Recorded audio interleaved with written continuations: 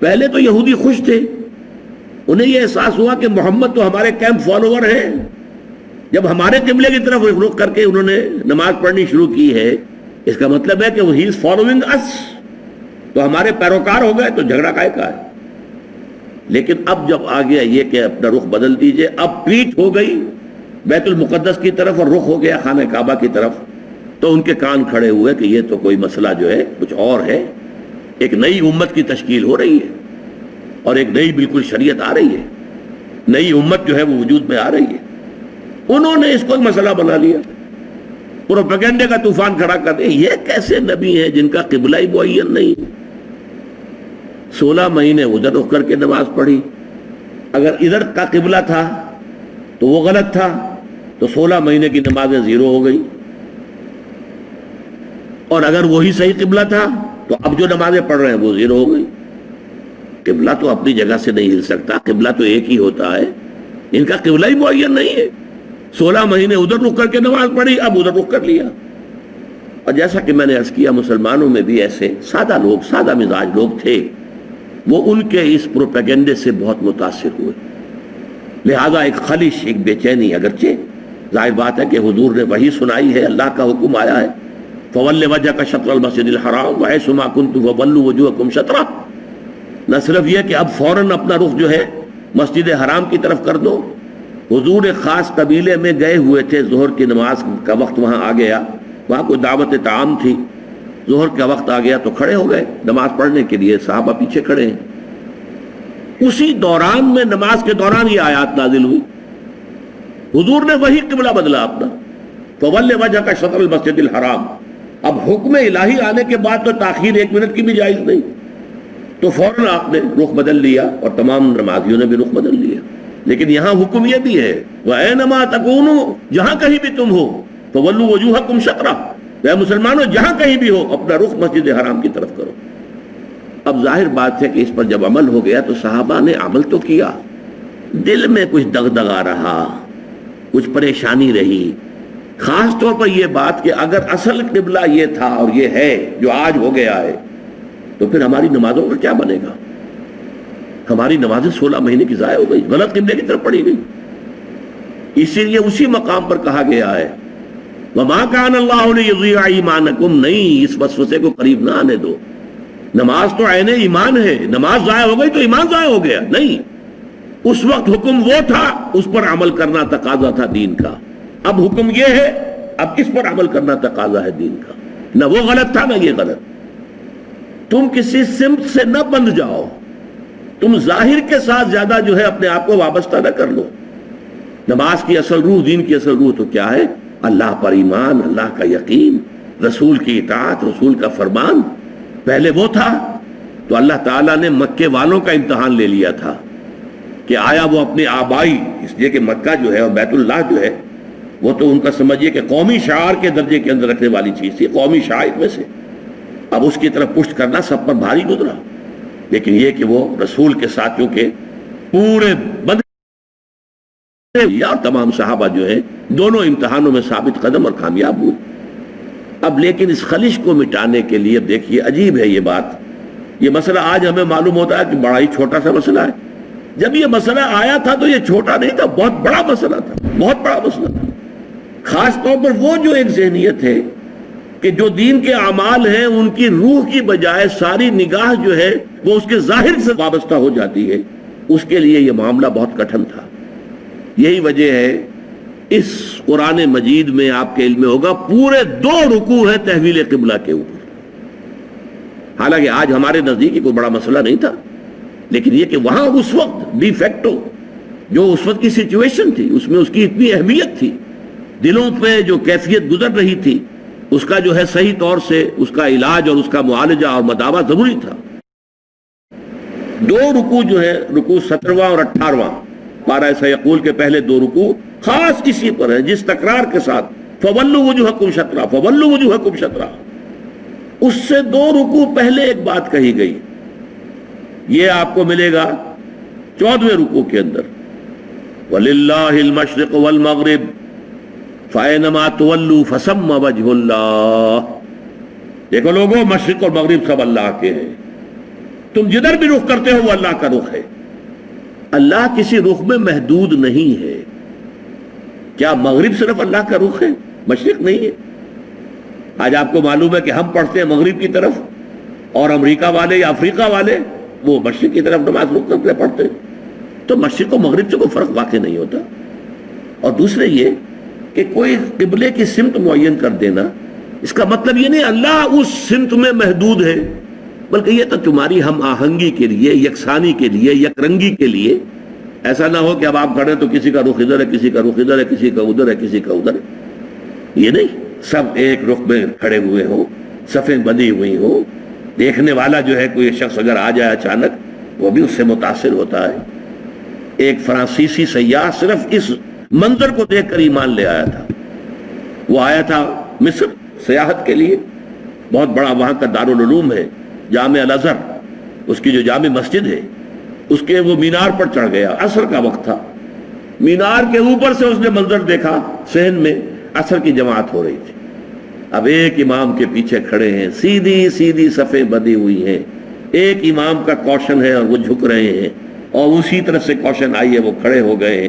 یہ منظر ایسا اس کے دل کے اوپر اس نے اثر کیا، وہ ایمان لے آیا کہ جس مذہب کی عبادت اتنی منظم، اس کے اندر یہ رنگ ہے، گویا کہ ملٹری پریڈ ہو رہی ہے، اس طرح کا انداز عبادت کا، ایک تو کلیکٹیو، انفرادی نہیں، اجتماعی، اجتماعیت کی اہمیت، اور پھر اس کے اندر وہ رنگ اور یکسانی، ہم رنگی دیکھ کر۔ تو اس طریقے سے تمہارے اندر یک رنگی پیدا کرنے کے لیے ایک رخ معین کر دیا۔ اس کا یہ مطلب نہیں اللہ اسی رخ میں ہے۔ للہ المشرق والمغرب، مشرق و مغرب سب اللہ کے لیے ہے۔ فَأَيْنَمَا تُوَلُّوا فَثَمَّ وَجْهُ اللَّهِ، جدھر بھی تم رخ کرو اللہ کا رخ ہے، شمال بھی اللہ کا، جنوب بھی اللہ کا، مشرق بھی اللہ کا، مغرب بھی اللہ کا۔ اللہ تعالیٰ کسی رخ میں جو ہے محدود نہیں ہے۔ اس کو خوب کہا ہے غالب نے، ہے پرے سرحد ادراک سے اپنا مسجود۔ قبلے کو اہل نظر قبلہ نما کہتے ہیں، یعنی ہم جسے سجدہ کر رہے ہیں کعبے کو سجدہ نہیں کرتے ہم، چاہے وہ لوگ جو مسجد حرام میں کھڑے ہو کر وہ وہاں پر صفیں باندھے ہوئے کعبے کے گرد کھڑے ہوئے ہیں، مسجود کعبہ نہیں ہے، معاذ اللہ، مسجود صرف اللہ ہے۔ اس لیے ہے پرے سرحد ادراک سے اپنا مسجود۔ مسجود ہمارا جو ہے وہ تو ادراک، ہمارے عقل اور فہم اور ہمارے تخیل اور تصور سے وراء الورا ثم وراء الورا ثم وراء الورا، ہے پرے سرحد ادراک سے اپنا مسجود۔ قبلے کو اہل نظر قبلہ نما کہتے ہیں۔ یہ قبلہ نما ہے، اصل میں یہ ایک ڈائریکشن ہے جو معین کر دی گئی ہے، بس یہ ہے، اس سے زیادہ اس کی اہمیت نہ سمجھو۔ یہ بات کہہ کر پھر دو رکوعوں کے بعد وہ پورے دو رکوع آئے جس میں کہ یہ حکم تحویل قبلہ کا حکم آ گیا۔ اب عنقریب بہت سے ناسمجھ لوگ کہیں گے کس شے نے ان کا رخ پھیر دیا اس قبلے سے جس پر یہ رہے ہیں 16 مہینے۔ قل للہ المشرق والمغرب، کہہ دیجئے اللہ کے ہیں مشرق اور مغرب سب کے سب، تمام ڈائریکشنز، تمام سمتیں اللہ کی ہیں۔ اب دیکھیے اس کے بعد دو رکوعوں میں تحویل قبلہ کے احکام لانے کے بعد پھر دو رکوعوں کے بعد 19-20 نکال دیجئے، پھر 21ویں رکوع کی یہ پہلی آیت ہے۔ گویا کہ یوں سمجھئے کہ یہ جیسے میرا دھڑ ہے، دو رکوع 17-18 یہ تو میرے دھڑ کے مانند ہے کہ دو رکوع مکمل ہے تحویل قبلہ کے حکم پر، لیکن دو رکوع پہلے بھی ایک آیت آ گئی، للہ المشرق والمغرب فَأَيْنَمَا تُوَلُّوا فَثَمَّ وَجْهُ اللَّهِ۔ اس کے بعد بھی اگر کوئی خلش رہ گئی، کوئی دل کے اندر جو بے اطمینانی رہ گئی، ہوں گے کچھ لوگ، اب اس کے لیے آخری جس کو کہیں گے موپنگ اپ آپریشن، دو رکوعوں کے بعد لَيْسَ الْبِرَّ أَن تُوَلُّوا وُجُوهَكُمْ قِبَلَ الْمَشْرِقِ وَالْمَغْرِبِ، نیکی یہی نہیں ہے کہ تم اپنے چہرے مشرق و مغرب کی طرف پھیر دو، یہ ہے، اس لیے ترجمہ کیا کیا، نیکی یہی، یہ نیکی تو ہے، جب حکم تھا شمال کی طرف تم نے اس کی پیروی کی، یہ نیکی تھی، رسول کی اطاعت کی۔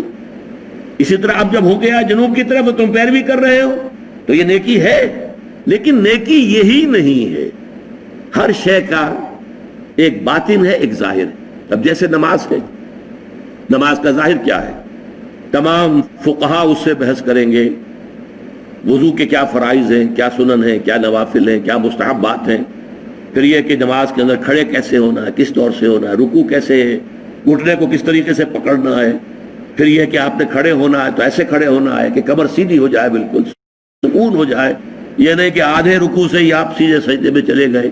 یہ اس کو کہا حضور نے یہ نماز میں چوری ہو رہی ہے۔ پھر یہ ساری چیزیں کیا ہیں؟ یہ نماز کا ظاہر ہے اور فقہا اس سے بحث کرتے ہیں۔ لیکن ایک ہے نماز کا باطن، ایک ہے نماز کی روح، خشوع اور خضوع، یہ یقین کہ میں اللہ کے حضور میں حاضر ہوں۔ سجدہ کریں تو یہ احساس کہ میں نے اپنے رب کے قدموں میں سر رکھ دیا ہے۔ یہ کیفیت جو ہے خشوع اور خضوع کی اور حضور قلب کی، اگر یہ نہیں ہے تو چاہے فقہی اعتبار سے 100% صحیح نماز آپ نے پڑھ لی تو نماز کا فرض تو ادا ہو گیا، اس کا ثواب آپ کو مل جائے گا۔ نماز کا ظاہر کیا ہے؟ تمام فقہا اس سے بحث کریں گے، وضو کے کیا فرائض ہیں، کیا سنن ہیں، کیا نوافل ہیں، کیا مستحبات ہیں، پھر یہ کہ نماز کے اندر کھڑے کیسے ہونا ہے، کس طور سے ہونا ہے، رکوع کیسے ہے، گھٹنے کو کس طریقے سے پکڑنا ہے، پھر یہ کہ آپ نے کھڑے ہونا ہے تو ایسے کھڑے ہونا ہے کہ کمر سیدھی ہو جائے، بالکل سکون ہو جائے، یہ نہیں کہ آدھے رکوع سے ہی آپ سیدھے سجدے میں چلے گئے۔ یہ اس کو کہا حضور نے یہ نماز میں چوری ہو رہی ہے۔ پھر یہ ساری چیزیں کیا ہیں؟ یہ نماز کا ظاہر ہے اور فقہا اس سے بحث کرتے ہیں۔ لیکن ایک ہے نماز کا باطن، ایک ہے نماز کی روح، خشوع اور خضوع، یہ یقین کہ میں اللہ کے حضور میں حاضر ہوں۔ سجدہ کریں تو یہ احساس کہ میں نے اپنے رب کے قدموں میں سر رکھ دیا ہے۔ یہ کیفیت جو ہے خشوع اور خضوع کی اور حضور قلب کی، اگر یہ نہیں ہے تو چاہے فقہی اعتبار سے 100% صحیح نماز آپ نے پڑھ لی تو نماز کا فرض تو ادا ہو گیا، اس کا ثواب آپ کو مل جائے گا۔ قانون جو ہے وہ آپ کے داخلی کیفیات سے بحث نہیں کر سکتا۔ آپ نے جرم کیا، کس لیے کیا، کیوں کیا، اس سے کوئی بحث نہیں۔ جرم کیا، اس کی سزا ہے، وہ ملے گی آپ۔ لہذا قانون جو ہے اس کا دائرہ علیحدہ ہے اور حقیقت کا دائرہ اور ہے۔ ہمارے ہاں ان کو عام طور پر کہا جاتا ہے صوفیہ، مرشد لوگ، جو کچھ اندرونی اور باطنی اصلاح کی طرف لوگوں کو توجہ دلاتے ہیں، روح درست ہو جائے، واقعتاً اللہ تعالیٰ کی محبت پورے وجود میں سرایت کر جائے، واقعی جب کھڑے ہوں اللہ کے حضور میں تو معلوم ہو کہ اللہ کے سامنے کھڑے ہیں۔ تو اس لیے اے مسلمانوں، تمہیں اب بھی اگر کوئی خلیش ہے، یہ ساری باتیں تمہیں بتا دی گئی، اللہ کا حکم آ گیا، اس سب کے باوجود اگر خلیش ہے تو پھر دوبارہ سن لو، لیس البر ان تولوا وجوہکم قبل المشرق والمغرب۔ دیکھو نیکی صرف یہی نہیں ہے کہ مشرق و مغرب کی طرف رخ کر دو، اگرچہ یہ بھی نیکی ہے جب اللہ کے حکم کے مطابق ہوگا، رسول کے حکم کے مطابق ظاہر ہوگا۔ ظاہر کی بھی اہمیت ہے لیکن کل ظاہر نہیں ہے، ظاہر ہی کو کل نہ سمجھ لو، اور اس کی روح پر اور اس کی جو باطنی جو اس کے اندر جذبہ ہو رہا کیا چاہیے کار فرما، اس پر بھی نگاہ رکھو۔ وَلَكِنَّ الْبِرَّ مَنْ آمَنَ بِاللَّهِ وَالْيَوْمِ الْآخِرِ، بلکہ نیکی، حقیقی نیکی تو اس کی ہے جو، اب یہاں ظاہر بات ہے کہ اس سے آگے آج ہمارا وقت ختم ہونے والا ہے، اس وقت ایک نقطہ نوٹ کر لیجئے، سورۃ العصر کا اور اس آیت البر کا ایک تقابل کر لیجئے۔ دیکھیے سورۃ العصر میں ایک لفظ آیا تھا وَالْعَصْرِ إِنَّ الْإِنسَانَ لَفِي خُسْرٍ إِلَّا الَّذِينَ آمَنُوا۔ آمنوا وہاں کچھ نہیں تھا کہ ایمان کس کس چیز پر، کون کون سی باتوں پر، کچھ نہیں۔ یہاں کیا آیا؟ من آمن باللہ والیوم الآخر والملائکۃ والکتاب والنبیین، اسی کی تشریح ہو گئی۔ نیکی تو حقیقتاً اس کی ہے جو ایمان لایا اللہ پر اور یوم آخر پر، قیامت کے دن پر، اور فرشتوں پر، اور کتابوں پر، اور نبیوں پر۔ تو اس کی میں مثال دیا کرتا ہوں کہ جیسے ایک بند کلی ہو، کلی ابھی بند ہے، موتیے کی ہے، چمیلی کی ہے، کلی ہے، بند ہے، گلاب کا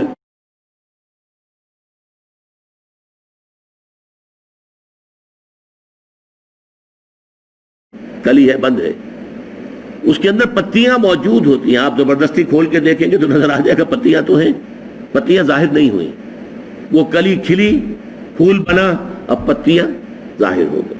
تو وہاں ایمان جو ہے وہ بند کلی کے مانند تھا، ان الانسان لفی خسر الا الذین آمنوا، لیکن اس ایمان کی کلی کے اندر جو 5 پتیاں موجود تھی وہ کھل گئی یہاں پر آ کر، وَلَكِنَّ الْبِرَّ مَنْ آمَنَ بِاللَّهِ وَالْيَوْمِ الْآخِرِ وَالْمَلَائِكَةِ وَالْكِتَابِ وَالنَّبِيِّينَ۔ تفصیلی بحث اس پر بعد میں ہوگی۔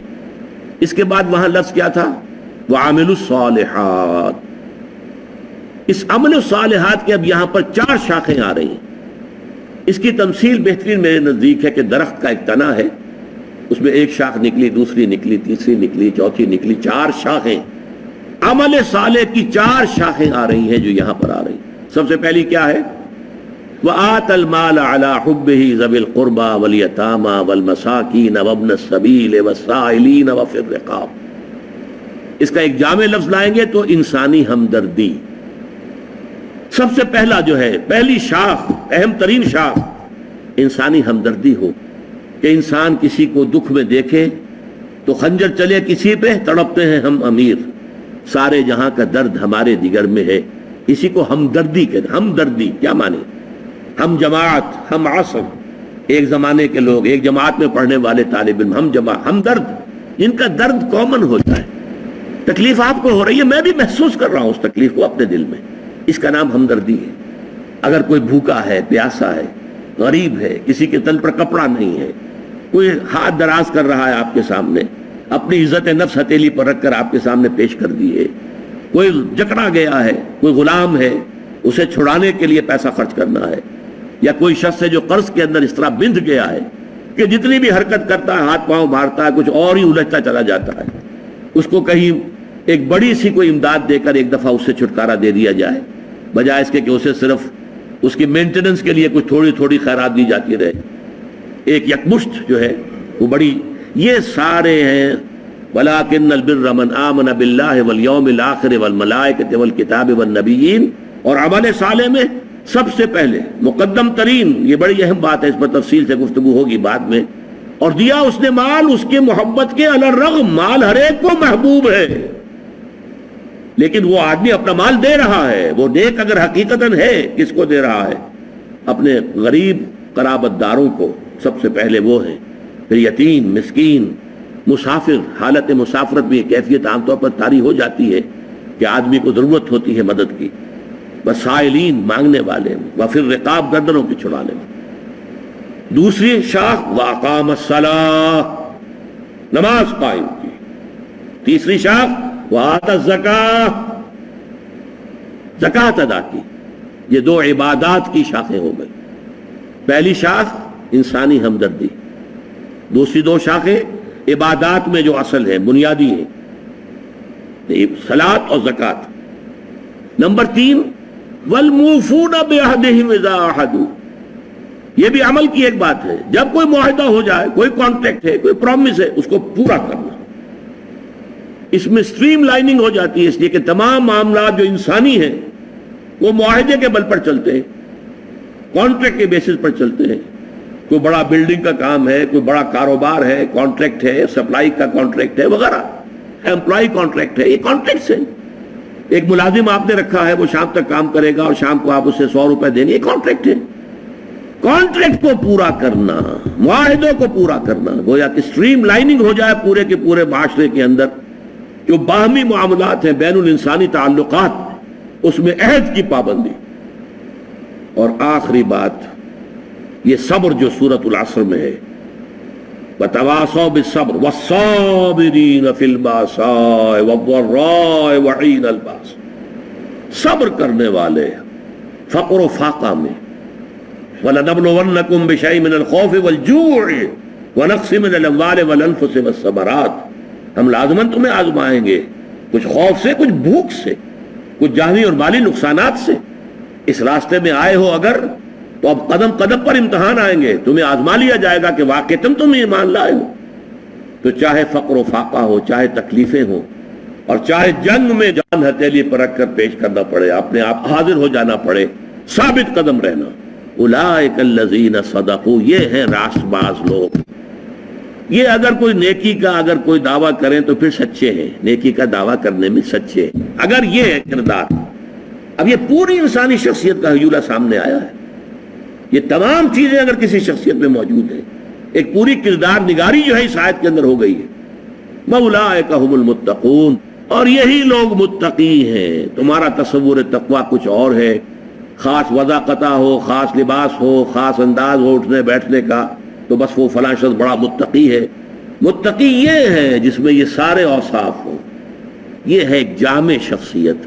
اور واقعہ یہ ہے نیکی کے موضوع پر یہ قرآن حکیم کا جامع ترین مقام ہے نیکی کی اصل حقیقت کو سمجھنے کے لیے، اور یہ کہ اس کے اوپر واقعتاً قرآن کا تصور نیکی کے موضوع پر صرف اس ایک آیت کی روشنی میں مکمل تصنیف کی جا سکتی ہے، مکمل کتاب لکھی جا سکتی ہے۔ بارک اللہ لی ولکم فی القرآن العظیم ونفعنی وإیاکم بالآیات والذکر الحکیم۔ رب رحیم